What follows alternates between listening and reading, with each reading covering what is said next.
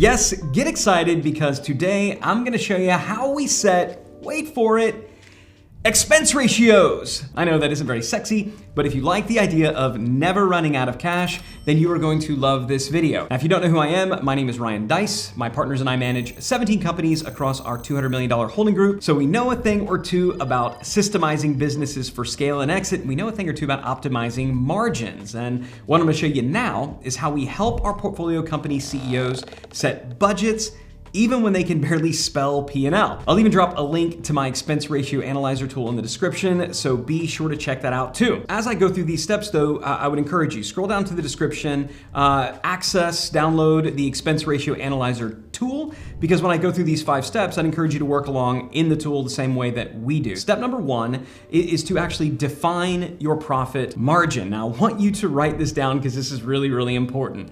An optimistic entrepreneur's ability to spend will always outpace their ability to earn, which is why profit must be determined ahead of time. And I see this happen all the time. It's happened in my own businesses, right? We get a little bit of success, we get a little bit of growth, we get a little bit of profit margin.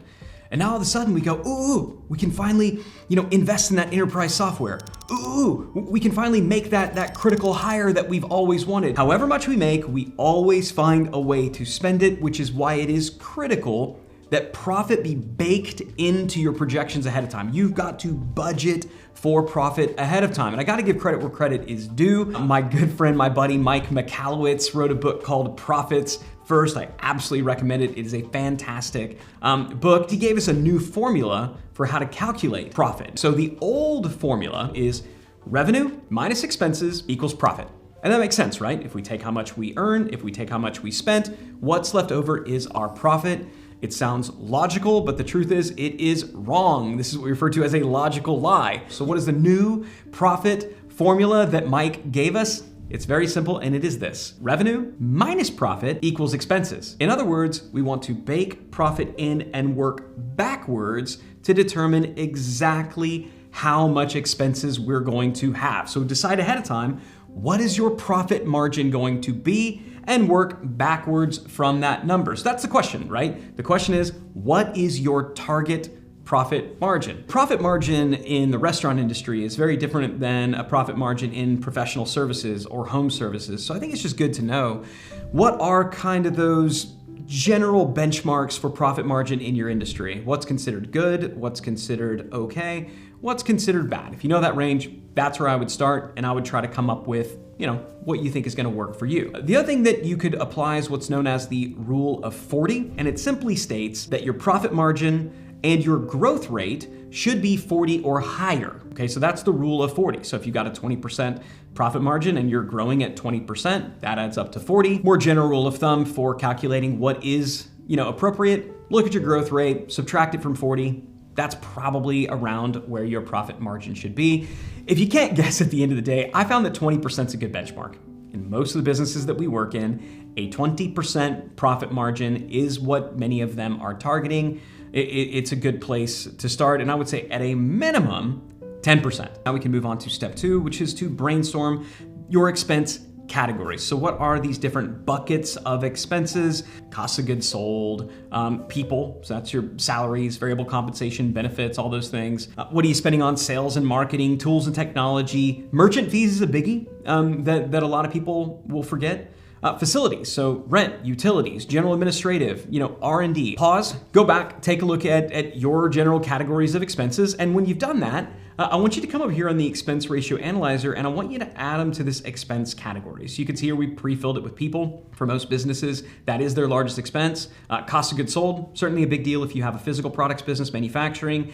Marketing and advertising, that's another big one, the cost of customer acquisition. Merchant fees, G&A, facilities, tools and technology. Maybe these apply, maybe they don't. Feel free to edit it. If we look at this example here, they had people, cost of goods sold. You saw some other ones. This company does events.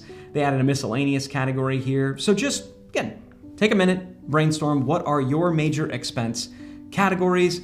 Drop those categories in, and then we'll move on to the next step. For step 3, we want to set your target ratios. So we're not gonna look at how much are we currently spending in these expense categories. We wanna have a general sense of what should we be spending in each one of these categories. Now, there's a chance that you don't quite know. You don't know what it should be. If you Google financial ratios for restaurants, the Google machine will just tell you, on average, here's about how much restaurants spend on staff. Here's how much they spend on facilities. The important thing I want to keep in mind at this point is we're not really shooting for perfection, okay? This is not about, having the ideal perfect expense ratio. I want you to a certain extent at this point to lean into gut. What feels right to you? And so when we go back to our expense ratio analyzer, you can see here there is a spot where you can fill in what is the target ratio. So maybe you feel like people, really, it should be, shouldn't exceed 25%, and cost of goods sold, 15%. But that target profit margin, we're gonna fill in here. We're also gonna put in our average monthly revenue, and once we have our average monthly revenue, our target profit margin, this is gonna give us our target profit. Also, whatever we put here, it's gonna autofill down here. This is what I mean by baking in profit ahead of time. This tool will not allow you to set your target ratios above 100%. In other words, it won't allow you to spend, for planning purposes, to have expenses that exceed what your target profit margin is. This is what I mean way back in step one, which is we want to decide ahead of time, what is that target profit margin? We want to bake it in. We bake it in by filling in this box, which is going to fill in this one.